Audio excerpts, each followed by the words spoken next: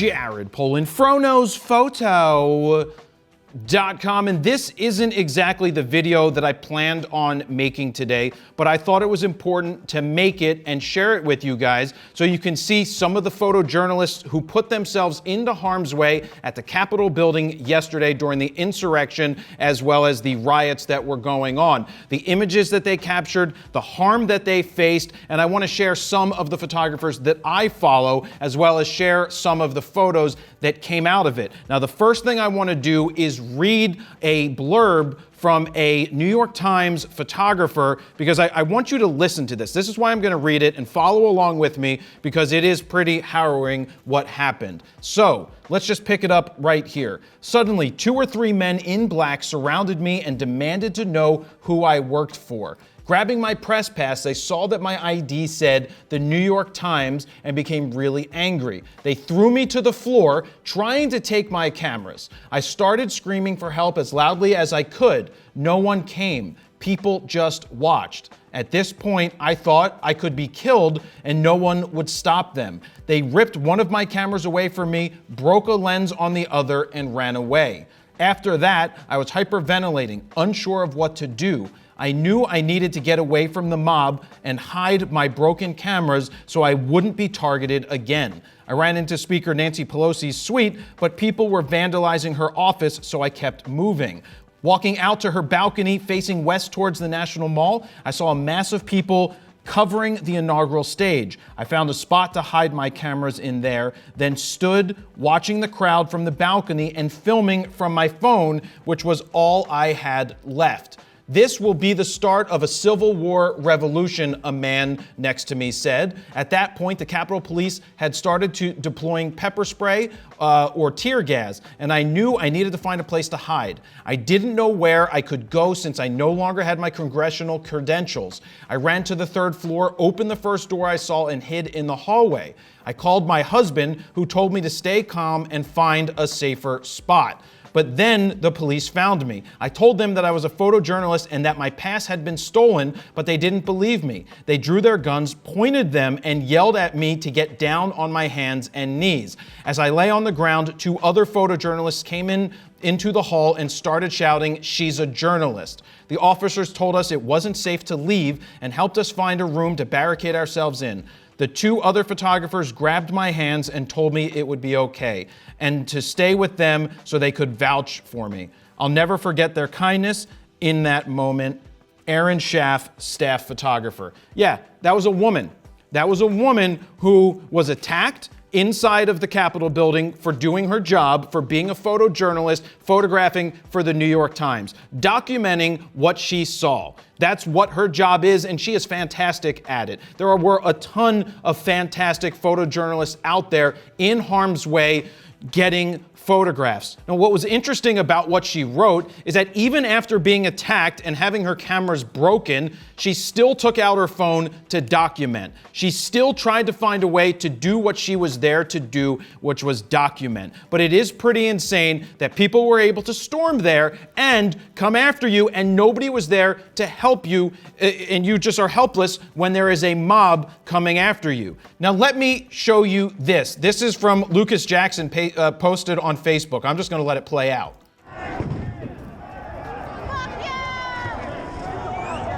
You can see the photographer getting pulled backwards by his straps, thrown around by this guy, threatened.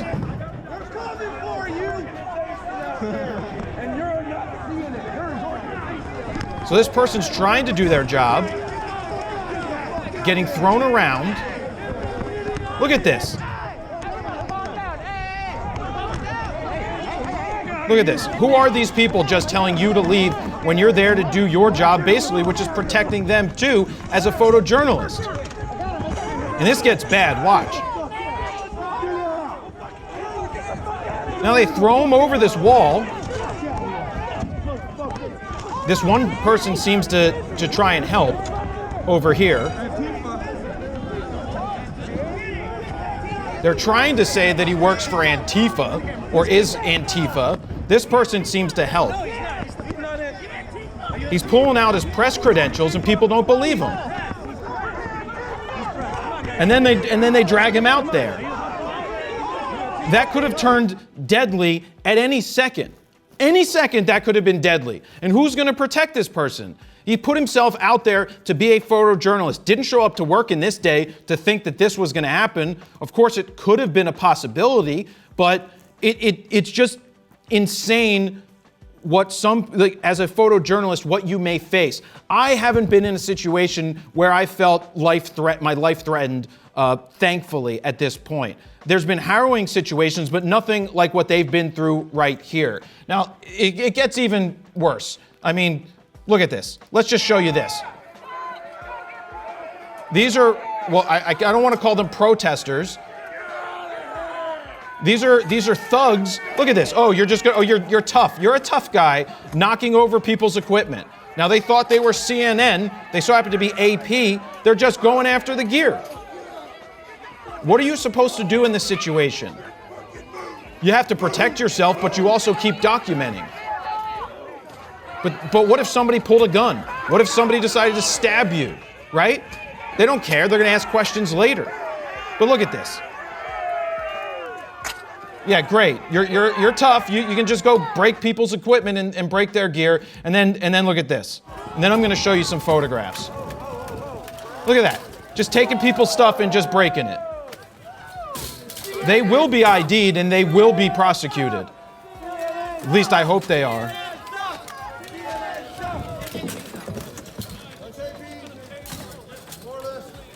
Yeah, so just making a pile of stuff and just piling on people's gear.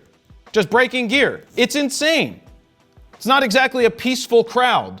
Now, I want to show you the photographs that came out of it because some of these things are insane photos. This one is the one that I posted on Instagram, and I stopped on it for multiple reasons. You've got multiple people with their Glocks drawn. You've got this person with their face, through the glass that was broken, and they're ready to shoot. That is an unbelievable photograph from J. Scott Applewhite with the AP. This shot, look, they stayed. As they were clearing out the Congress and the Senate, some of the photographers stayed behind to capture these images, to document. I mean, a lot of these are going to go down as historic images. Especially this guy who just got arrested in Nancy Pelosi's office.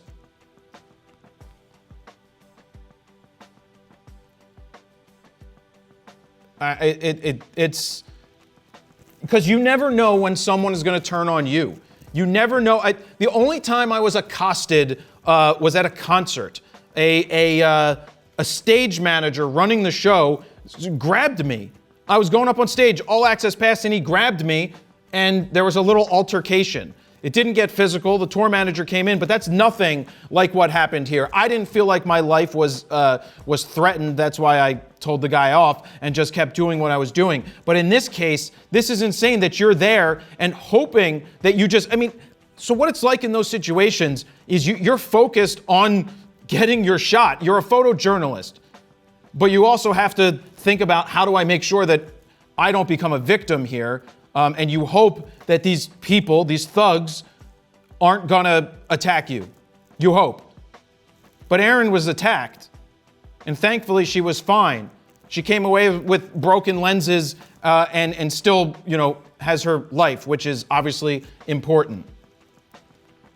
But to stay there, to get these images, also, the police could be trigger happy. And I'm not saying that in a bad way, because against the police, but it is possible they mistake you. So you need to figure out a way to not be mistaken as somebody that you're not, that you are press, you have your cameras, you look the part. You need to look the part when you're there. But these photos, they're the photojournalists that were on site did an amazing job capturing the images when they were in harm's way. Like this stuff, coming in through the windows, climbing the walls, like just out in the mobs. Because anything can happen. People died. A woman was shot in the neck and died right there. And it's just, you're in harm's way as a photojournalist. And we don't see it here as often, but these photos are incredible.